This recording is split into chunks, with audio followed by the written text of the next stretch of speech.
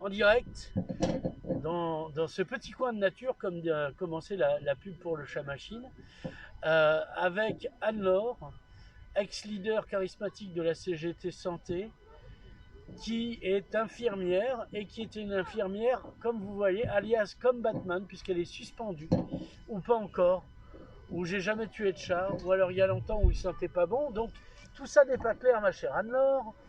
Tu es infirmière de dialyse, mais tu n'es pas vaccinée, du coup tu n'es pas cachère, du coup tu ne peux pas revenir planter des aiguilles dans le bras. La question c'est pourquoi tu veux pas être vacciné. Et rapido, et après on fera un flashback. Ben, déjà parce que le vaccin a été mis au point trop rapidement, on n'a pas eu assez de recul. C'était dans le laboratoire. Non. Et que je trouve que la méthode pédagogique du gouvernement en fait a été plus voilà, on nous a obligés en nous disant bah c'est ça où vous n'avez plus le droit de travailler, et moi c'est pas comme ça qu'on me fait apprendre ou comprendre que gros, le vaccin est efficace. Masques, permis les sacs poubelles en guise de défense, dit qu'il n'y aurait pas de vaccin et qu'il n'y croyait pas, c'est le président lui-même qui a dit ça, puis finalement empêcher que les laboratoires français ont viré des gens, du coup ils n'ont pas trouvé de suite un vaccin, enfin bon bref. Donc comme ils ne sont pas cohérents, tu vois pas pourquoi tu serais plus cohérente que le gouvernement. Bah, disons que si eux ils doutent ou qu'ils tergiversent ou qu'ils se trouvent des excuses, je me dis que moi aussi j'ai le droit à la réflexion, et que lancer une loi le 5 août qui est applicable au 15 septembre, c'est peut-être un petit peu court en termes de réflexion, surtout quand vous avez l'angoisse de perdre votre travail, de plus avoir de rémunération. Franchement, on ne peut pas dire qu'on ait eu vraiment le temps de réfléchir de manière sereine à ce qu'on a envie de faire là-dessus. Après, moi, oui, je suis d'accord avec toi, on nous a fait en fait tout un laïus pendant 1 an et demi, comme quoi il fallait avoir confiance, que les gestes barrières nous protégeaient, qu'il ne fallait pas avoir de soucis. Et au début, on a eu du mal à avoir du matériel, puis finalement, on en a eu et c'était très bien. Et effectivement, moi j'ai travaillé en secteur Covid, j'ai appliqué les gestes barrières, je me suis sentie au final en sécurité. Donc ce vaccin qui arrive là, qui est un petit peu tout nouveau, j'aimerais avoir un peu plus de recul et le temps de réfléchir plutôt qu'on me balance ça rapidement, quoi. Il faut rappeler aussi, ça c'était très drôle, c'est que si vous êtes à cette époque-là, si vous tombiez malade, eh ben vous continuiez à venir travailler. Ben, en fait, pendant la crise Covid, du coup, on a vu qu'il y avait plein de secteurs d'activité qui se sont arrêtés et d'autres qui ont dû continuer, comme les soins. Et en fait, on a été appelés ce qu'on appelle les salariés indispensables pour la continuité des soins. Et ce que je trouve plutôt juste, finalement, comme terme, parce que, ben oui, on est au quotidien auprès des gens, on leur tient la main, on essuie des pleurs, on essaie de les réconforter, on soulage la douleur. Je pense qu'on peut dire que notre travail, il est utile. Et donc, du coup, qu'on soit porteur du virus ou pas porteur du virus, à l'époque, on devait effectivement venir travailler quoi qu'il arrive. Donc maintenant, je trouve que c'est un peu gonflé. C'était au-delà d'un symptomatique, c'est-à-dire que si on vous testait positif. Alors ça dépend, s'il y avait vraiment des symptômes, si on Ouais. était testé positif mais qu'on avait des symptômes, il était quand même conseillé de rester chez soi. Mais si on était testé positif asymptomatique, donc c'est-à-dire en capacité de transmettre, il fallait quand même venir travailler. Aujourd'hui, on est testé négatif, donc on n'a pas le virus, on ne peut pas le transmettre, mais on n'a plus le droit de venir sur notre lieu de travail. D'accord, parce que testé négatif quand même.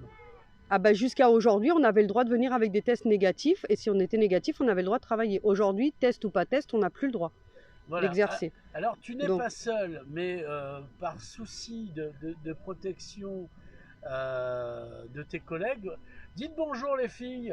Bonjour. Vous voyez, je suis pas assez fort pour faire toutes les voix en même temps. Donc on a des témoignages, donc on a des infirmières et on a des aides-soignantes. Donc avant que tout le monde se lance, alors combien vous êtes en tout, parce qu'il y a des ruses pour ne pas être suspendu directement et rester travailler avec le congé payé. Combien vous êtes en tout à pas pouvoir retourner au boulot, à Medipol, puisqu'il là on a que Medipol sous la main, pour qui sont suspendus ou pas encore ou qui vont. Alors à ce jour, donc il y aurait 10% de l'effectif, à peu près une cinquantaine de personnes, qui est dit dont le statut vaccinal est inconnu. Alors c'est un peu large, mais il y a effectivement des gens qui sont en arrêt maladie, donc pour lequel l'employeur n'a pas le droit de les appeler ou de les déranger pour connaître le statut vaccinal. La question se posera à leur retour. Il y a des gens qui ont peut-être un congé sans solde pour exercer une autre activité, partir en voyage. Et ensuite, donc, il y a les gens qui sont réellement suspendus, qui à ce jour sont au nombre de 3. Et ensuite, il y a une quinzaine de personnes, une dizaine de personnes qui ont pu poser des congés, des récupérateurs, et donc du coup ne sont pas encore suspendus. Donc ça risque de se jouer plus fin septembre, début octobre. Alors, vous allez me dire chacune, mais en vous rapprochant quand vous parlez, ou alors vous me faites signe, je vous tends le micro. La caméra restera sur le faciès d'Anne-Laure. Pourquoi vous avez choisi ce boulot? Alors, commence par toi, puisqu'on est déjà là. Alors pourquoi je l'ai choisi j'ai l'impression d'être à l'examen d'entrée à l'école d'infirmière où on répondait tous machinalement parce que j'aime aider les autres. Ouais. Alors ça paraît banal, mais... Non, ça paraît con, parce que c'est con d'aider les autres. Mais, moi je suis droite, hein, c'est pour ça que je dis ça. Mais effectivement, je m'y retrouve tous les jours quand, dans ce monde de brut où vous apprenez que vous êtes malade, ou de savoir que je suis peut-être la petite personne qui va avoir un petit sourire, qui va pouvoir tenir la main, qui va peut-être réconforter. Voilà, moi je sais que j'ai une grande capacité au calme, j'ai beaucoup de patience. Je sais écouter les gens et je trouve que c'est important de pouvoir apaiser un peu. C'est comme ça que je m'y retrouve, en tout cas, de savoir que le patient, il peut trouver en moi en fait un repère ou un soutien à qui il peut parler, se confier et éventuellement trouver soulagement ou réponse. Qui d'autre là alors, tiens, je te sous la main. J'ai fait ce métier pour pouvoir effectivement aider les soignés dans leurs pathologies différentes, comme le cancer ou autre, pour les accompagner dans la maladie, pour prodiguer des soins, leur apporter des conseils et être présente et aider. Oui, pareil pour aider les personnes. Après, on se sent utile à côté des patients quand eux, par exemple, la famille ne peut pas venir ou qu'ils n'ont pas du tout de famille. On est là, on leur tient la main, on leur parle, on les rassure. Pendant la première vague du Covid, on a eu plusieurs patients. Tous les patients ne pouvaient pas recevoir les familles vu que les visites étaient interdites. Certains patients n'avaient pas de téléphone, on prenait nos téléphones perso et on appelait les familles, on leur faisait des visios et les familles et les patients pleuraient de bonheur en fait. Et ça, c'est la récompense du métier qu'on fait. Ça a déjà été dit. Hein, ah bravo. Non, là pareil. Alors il y a eu on est aussi dans un travail où les conditions de travail sont de plus en plus difficiles. Donc là on est dans le secteur privé, parce qu'on sait que dans le public c'est pas tous les jours dimanche, mais dans le privé c'est pas mieux, d'autant plus que vous êtes à Medipol et que depuis c'était privé, mais il y a eu des actionnaires depuis Bridgepoint, donc qui était le premier grand actionnaire à rentrer dans le capital. Là maintenant c'est Elsan, mais à chaque fois que des gens sont rentrés dans le capital, s'il a été le cas, on va nous raconter ce moment, puisque quand Bridgepoint est rentré dans le capital, la première chose qu'ils ont fait, c'est qu'ils ont sucré les primes des infirmières, mais pas que. Et toi, tu étais là. Oui. Non, vas-y. Oui, moi j'étais là pour la grève de 2011 et en fait on n'a eu aucun soutien de la part des médecins, très peu nous ont soutenus et à partir de ce moment-là, c'est vrai que les primes ont commencé à baisser, les participations aussi. Et donc oui, on a vu vraiment un gros tour de vis financier et l'effectif réduit en termes de personnes. Moins de personnel, plus remplacé, auto-remplacement par les filles en repos ou même des fois en congé, ils vous rappellent. Donc oui. Vos conditions de travail sont pas terribles et ça impacte les patients. Absolument. Voilà. Mais en même temps, ils sont là pour faire des bénéfices, il faut les comprendre. Ils ne sont pas là pour soigner. Oui, mais pas le même objectif non plus. Oui, il faut quand même nous donner les moyens de soigner correctement les gens, quoi. Les gens ne sont pas des machines, voilà, c'est pas une industrie, c'est vraiment le soin, l'humanité du soignant vis-à-vis des patients, des gens qui sont amoindris et qui sont malades. Et ça, c'est difficile de l'avoir au quotidien. Quand vous avez un service où vous courez toute la journée, à tenir la main, ça devient de plus en plus rare. Pourtant, oui, vous avez plus de temps aux patients, voilà, parce que justement, vous avez plus de patients. Voilà, on a beaucoup plus de patients. Il y a un turnover en chirurgie, en service de chirurgie, il y a un turnover qui est énorme, énorme. Voilà. Donc, pour être près des patients qui en ont vraiment besoin, c'est très très compliqué, hein. C'est très difficile. Alors, on a eu une grève récemment. C'était pourquoi alors? La grève d'avril dernier, c'était en fait suite à l'annonce de la réduction de la prime d'intéressement, qui est un contrat supplémentaire pour lequel ils voulaient complètement changer la formule. Et du coup, il y avait le risque effectivement de tout perdre au niveau de la prime. Donc vu que le chiffre d'affaires était en perpétuelle augmentation et que les conditions de travail sont de plus en plus compliquées, c'était incompréhensible qu'en plus de ça, ils sanctionnent les salariés en réduisant les primes. Mais c'est un peu l'aboutissement, en fait c'était la goutte d'eau par rapport à des conditions qui se dégradent depuis longtemps, parce qu'avant la crise du Covid, donc en 2020, il y avait déjà eu plusieurs débrayages, parce que les salariés, en fait, ça fait déjà plusieurs années qu'ils tiennent comme ils peuvent, ils prennent sur eux en fait les effectifs qui se réduisent ou l'activité qui augmente, les patients de plus en plus lourds, et qu'à un moment donné, c'est trop quoi. Et donc là, on arrive à la crise du Covid. Et donc, est-ce que vous en avez eu dans votre service des patients qui ont chopé le Covid?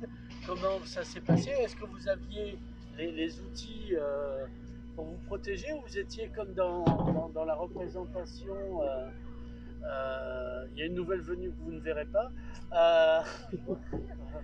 Donc, comment ça s'est passé le Covid? Oui, alors quelqu'un veut répondre parce que c'est un peu le but du jeu quand même. Moi j'ai des patients Covid, mais après, comme c'est nous la nuit qui récupérions les tests, c'était nous qui devions mettre en place tout le dispositif, et nous n'avions pas tout forcément adapté. Et ben on rentrait dans la chambre du patient comme ça, et puis on retournait dans une autre chambre à côté. C'est pas pour autant qu'on a contaminé les autres patients. Oui, il n'y a pas eu de cluster. Non, non. Même si on nous a fait croire qu'il y avait un cluster, pour moi c'est une fumisterie. Mais je veux dire, par contre, les médecins qui rentrent dans une chambre Covid sans se laver les mains, sans mettre la tenue, rentrent dans une autre chambre, là on va rien dire. Nous, il suffit qu'on n'ait pas juste la surblouse ou autre, on se prend un tir. Au bout d'un moment, les médecins, ils ont des diplômes quand même. Ah, pardon, je l'ai eu dans une pochette surprise. C'est vrai. C'est vrai, j'ai eu mon diplôme dans une pochette surprise. On peut se permettre ça à partir de Bac plus 5. Je dis ça parce que j'en ai deux, donc en dessous, non. Voilà, c'est comme ça. Bah oui, mais c'est peut-être un médecin. Une différence de classe. Ouais, voilà. Ah, une différence de classe. Donc nous, on est du petit peuple, mais ça, nous, les médecins font rien. Les tests PCR n'existaient pas. Ils avaient juste des scanners pulmonaires. Hein. Donc jusqu'au résultat du scan pulmonaire, nous on rentrait avec un masque en papier et une paire de gants, c'est tout. Hein. Voilà. Puis après vous attaquiez le patient dans la chambre à côté. Vous alliez vous occuper du patient à côté, mais tant qu'il y avait suspicion, ça n'inquiétait personne. Hein. Et ils étaient disséminés un peu dans la clinique. Donc dans le couloir, vous pouviez en avoir 3-4 suspicions, du début du couloir jusqu'à la fin du couloir. Et puis il fallait les amener à la radio, voilà, jusqu'à ce qu'on ait le résultat du scanner pulmonaire quand même. Parce qu'il n'y avait pas de PCR au début, je le rappelle. Moi, je peux vous parler d'une expérience personnelle qui m'est arrivée sur le lieu de travail. Donc, avant qu'on puisse ouvrir un secteur vraiment dédié aux patients Covid, effectivement, il n'y avait pas de secteur dédié, donc ils étaient pris en charge dans les chambres classiques. Et au début, on parle du défaut de matériel, ça a été vraiment le cas. N'ayant rien, on s'est fait dépanner par les hôtels, par les cuisines des hôtels. Donc on avait des tabliers de cuisine d'hôtel, donc qui n'étaient pas du tout perméables. Moi, je me suis vue faire scotcher les poignets avec du sparadrap pour essayer de rendre étanche au maximum ce qu'on nous a donné. qui était vraiment insuffisant. Donc on faisait ce qu'on pouvait avec ce qu'on avait. On essayait de faire au mieux, mais c'était pas facile. Sachant qu'à ce moment-là, en plus, les visites étaient interdites. On a eu d'autres soucis du type les familles qui passaient par les fenêtres pour voir leurs proches, pour passer des paquets, des ceci, de cela. Il y a eu beaucoup de choses difficiles. On a toujours essayé de faire au mieux, mais c'est vrai qu'au tout début, on avait vraiment très très peu de moyens au niveau matériel. Et ça a été compliqué. Donc là, il y a toujours une ambiance Covid, hein, même s'il y a du soleil. Et arrive le moment où en fait l'État qui gouverne rien dit bon faut que tout le monde soit vacciné pour quand même que le président soit réélu, qu'il passe pas pour un con. Et donc il décrète le fameux soit vous êtes vacciné, soit dans 15 jours vous pouvez plus jouer, à peu de choses près. Donc là c'est compliqué pour vous. Il aurait peut-être mieux valu décréter l'obligation vaccinale. Au moins ça aurait été plus clair. Parce que là c'est... Oui. Disons qu'ils jouent un peu sur les mots en fait. Plutôt que de prendre la responsabilité sur les épaules de dire on impose ça ou on fait ça, c'est des sous-entendus. En gros, on aurait presque le choix, mais le choix, vous ne l'avez pas. Quand vous avez votre maison à payer, quand vous avez vos enfants, quand vous avez besoin d'un salaire, il ne faut pas se mentir. Hein. Après, peut-être il y a des gens qui ont des capacités dans d'autres domaines qui se reclasseront, mais quand on a toujours fait ce métier-là, qu'on aime ce métier-là et qu'il est difficile de se dire, moi je suis blessée aussi de me dire que je ne vais pas pouvoir exercer ce métier alors que je pense que je l'exerçais plutôt bien. Enfin voilà, je pense avoir été un soutien pour les patients. Et là, on me dit, mais en fait, en gros, c'est ma faute si je me fais pas vacciner, quoi. Parce que tout le monde dit, tout le monde vous lâche en fait. Ouais. C'est ça. C'est-à-dire qu'il y a des patients qui réfléchissent plus, les mêmes qui vous trouvez formidable la veille, pas la plupart, hein, mais certains, même il y a eu des insultes. Il y a pas de soutien. Alors les médecins n'ont pas l'air plus soutenants que dans les épisodes précédents. Et puis il n'y a pas de débat. Il n'y a pas de débat interne, il n'y a pas de débat externe. C'est simple, vous fermez vos gueules et soit vous quittez votre travail, etc. Mais sauf qu'il y a eu un moment donné, est-ce qu'ils peuvent se permettre de ne plus vous avoir mécaniquement? Parce que justement, vous avez une expérience, peuvent faire venir des nouvelles infirmières, mais qui ne sont pas opérationnelles. Et s'il y a bien un moment où il faut être opérationnel, c'est en ce moment. Après, ce qui est dommageable, c'est qu'effectivement, on était déjà, pour nous, hein, à notre sens, déjà limite au niveau des effectifs, parce que comme je disais tout à l'heure, on a pris sur nous. Mais à un moment donné, on peut tenir 6 mois, on peut tenir 1 an, on ne peut pas tenir toute une vie.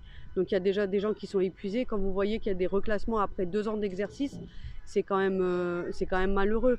Et donc si effectivement à ça, vous rajoutez la suspension de personnel aux effectifs qui étaient déjà limites, alors certes, ils vont remplacer soit partiellement ou complètement par des gens qui sont nouvellement formés, mais effectivement, en termes d'efficacité, ça va pas être la même chose. Elles vont avoir besoin d'un certain temps aussi pour être opérationnelles sur place. Elles sont bazardées d'un service à l'autre parce que du coup, au lieu de vraiment remplacer une personne, on va remplacer quelques heures par-ci, quelques heures par-là. Enfin, c'est des filles aussi qui vont être bazardées dans tous les services. Un jour, je suis à droite, le lendemain, je suis à gauche. Donc même pour elles, trouver leur marque dans les établissements, c'est compliqué. Ça, c'est la logique un petit peu des cliniques qui veulent faire de la rentabilité. Donc en termes de chiffres, on va mettre des perfusions, on va faire des pansements, mais en termes de qualité des soins, les patients, ils vont en subir les conséquences.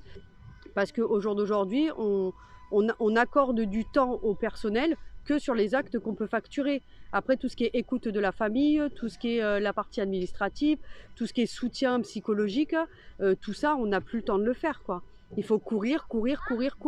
Alors quand vous êtes en train de courir, quand vous avez, comme moi par exemple, 13 ans de boîte, la fille qui vient d'arriver la semaine dernière, c'est même pas elle court, c'est du marathon. Et psychologie, enfin c'est juste... et c'est même pas serein, j'ai envie de dire, pour les patients. Parce que c'est même pas serein pour les patients, parce que le risque d'erreur, il est accru. Quand vous allez vite, vous pouvez vous tromper plus facilement que quand vous avez le temps de réfléchir, relire votre prescription, et pas cette épée au-dessus de la tête de « j'ai encore 1000 trucs à faire ». Quoi. Donc en termes de sécurité, ça fait un moment qu'on le dit, il faut faire attention. Les EHPAD, elles ont dit sous-effectif, patients en danger. mais c'est la réalité aujourd'hui. Et si franchement le concitoyen il n'en prend pas conscience, on part au drame, vraiment au drame. Il y a pas eu un Ségur, enfin la comtesse de Ségur, les malheurs de Ségur. Il y a eu beaucoup de propositions et finalement sur le terrain, on n'a pas vu grand-chose. Ah non, non, parce que moi j'y ai cru. Je me suis dit, il y a le Ségur, c'est bon, c'est réglé. Oui, il y a eu un premier versement quand même. On a été augmenté dans le privé de 160 €. Ouais. Donc c'est vrai que ça se voit sur le salaire, on peut pas se mentir. Mais ça fait T'as pas acheté tout. un écran plat? Mais ça fait pas tout. Donc tout ce qui était ouverture de lit, ça l'est pas. Tout ce qui était embauche, ça l'est pas. Tout ce qui était revalorisation des carrières, ça l'est pas. Donc ça a été beaucoup des belles annonces gouvernementales, mais sur le terrain, encore une fois, il y a une discordance. Voilà. Encore une fois, on ment quelque part à la télé, on ment, où le message il n'est pas passé comme il faut. Moi, on a Et c'est des gens qui sont pas dans le milieu déjà, ce sont des personnes qui sont toujours assises le cul sur une chaise, à voir des choses et qui sont pas sur le terrain, à voir la réalité. Avec les on-dit, on peut refaire un monde. Ah oui, Voilà. Et ces gens-là, voilà. c'est ça. Ah oui. Donc, quand je vois que les jeunes diplômés ne sont pas doublés comme nous à l'époque, c'était 15 jours minimum. Comme pour les dessins animés. Encore les dessins animés, il y a moins de risques parce qu'il n'y a pas de patients. Mais là, quand même, nous avons des patients. Qu'une infirmière encadre une jeune diplômée, là, ils sont jetés dans la fosse et démerde-toi. Applique des prescriptions qui sont faites n'importe comment. Les médecins, s'ils veulent leur répondre, ils ont bien de la chance. Sinon, tu demandes à l'autre, tu demandes à un tel. Et c'est bien le problème. Après, c'est avec le temps qu'elles se forgeront et après avoir fait maintes erreurs, qu'elles apprendront et qu'elles continueront. 10 patients morts, je veux dire, elles ont un quota quand même. C'est ça. Ah, fort possible, je sais pas. Est-ce qu'il y a un quota, Medipol? Le quota, il n'y a pas, mais des histoires à raconter sur le patient trop âgé ou qui n'a pas supporté l'intervention, on trouvera. Oula, oui, Oula. il y en a. Peut-être Des qu'on patients coupe qu'on ce rend passage. hier. Ouais, coupe ce passage en direct, c'est trop tard. Donc voilà, non mais c'était une blague, c'est du deuxième degré. Alors conclusion, parce qu'il est temps de conclure, qu'est-ce que vous voulez dire pour votre défense avant qu'on arrête cette interview? Et là, non, mais moi, juste ce que je veux dire, c'est que j'ai envie de retrouver mon travail aujourd'hui. Enfin, je vais dire, Oui, c'est mais sans la contrainte. sans la d'être contrainte vacciné. de la vaccination. Parce que si au jour d'aujourd'hui, on a réussi à travailler depuis 2 ans en contact avec le Covid, pourquoi aujourd'hui on ne peut plus le faire en fait? Parce qu'effectivement, un laboratoire a trouvé un médicament et qu'il faut absolument écouler les stocks. Ça veut dire que moi, pendant 2 ans, j'ai pu travailler au contact du virus. J'ai été un problème pour personne, j'ai été un danger pour personne. Et je tiens encore à dire, tous les jours, on fait de notre mieux auprès des patients.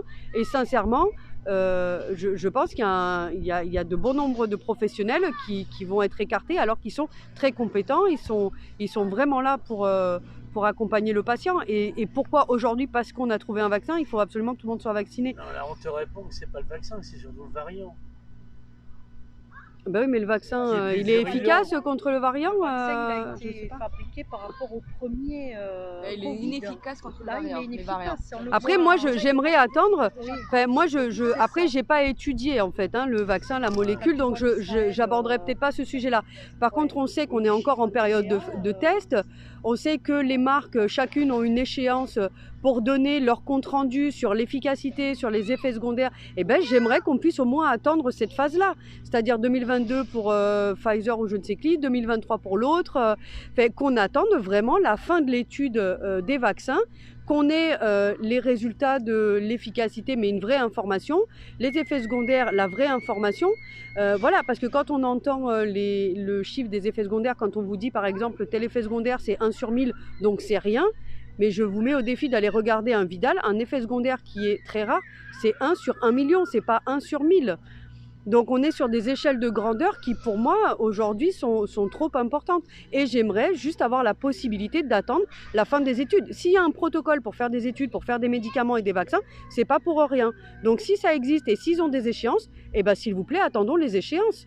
C'est pas, je peux pas juger de la composition, je suis pas chimiste, mais attendons l'échéance, elle existe. Pourquoi il faut absolument faire une loi qui vient contrecarrer Alors que le protocole, c'est eux qui l'ont pondu, c'est pas moi qui ai donné l'échéance au laboratoire. Laissons le temps à la science de faire ses preuves. Alors, Puisque jusqu'à aujourd'hui, je tiens à répéter, on a travaillé pendant 2 ans auprès du Covid et on est toujours là. Et sachez que les infirmiers qui sont atteints du Covid ne sont pas reconnus en maladie professionnelle. Donc ça veut dire qu'ils ne sont pas reconnus comme l'ayant attrapé par le biais de leur activité. Donc si on ne peut pas être reconnu comme maladie professionnelle, pourquoi on veut absolument que ce soit sur le milieu professionnel qu'on soit vacciné? Enfin, il y a des incohérences. Donc laissons le temps, la fin du protocole, la fin de l'étude. Ayons un vrai débat, effectivement, apportez-nous les vrais chiffres. Et dans ce cas-là, échangeons sur le sujet, répondez à nos questions et peut-être que ça nous fera changer d'avis. Mais aujourd'hui, balancer comme ça en disant c'est ça ou vous allez crever de faim, c'est pas du pédagogique. Alors, non, mais ça, c'est pas non plus, ils sont pas là pour être pédagogues. Qu'est-ce que je veux dire? Oui, vous avez pris un avocat, et je parle pas du fruit. Donc il n'est pas livré avec ses crevettes et sa sauce. Alors qu'est-ce qu'il en est? Comment ça va se passer? Pour l'instant, on constitue les dossiers. Donc voilà, on a été reçus, on a expliqué la situation. Elle pense qu'elle a des angles d'attaque, donc on constitue le dossier et quand on aura une date d'audience, on espère très rapide. Elle nous a dit que ce serait des délais très rapides, voilà. Donc on ira à l'audience et là, on espère pouvoir avoir donc, vous, soit les unes, vous êtes en congé, soit en arrêt maladie, donc il y a des ruses pour pas être suspendu direct sans solde. Des ruses, après oui, la possibilité c'était de poser les congés payés. Les congés payés, les récupérateurs, parce qu'on sait qu'on est dans un secteur d'activité où on peut être amené à faire des heures sup régulièrement. Le fait de travailler les jours fériés, ça donne droit aussi à des récupérateurs. Donc on a très souvent des heures à récupérer qu'on n'arrive jamais à poser d'ailleurs, puisqu'il manque toujours quelqu'un. Donc du coup, là, ça a été l'occasion pour l'employeur de nous solder un petit peu tous ces compteurs qui augmentent en permanence. Voilà, bon, Anne-Laure et les autres filles, espère, merci. Alors, je vous entendre toutes au revoir Charlie, non, dites pas au revoir Charlie, mais pour vous montrer que Anne-Laure n'était pas seule et que vous n'étiez pas des amis invisibles. 1, 2, 3. Au revoir. Merci.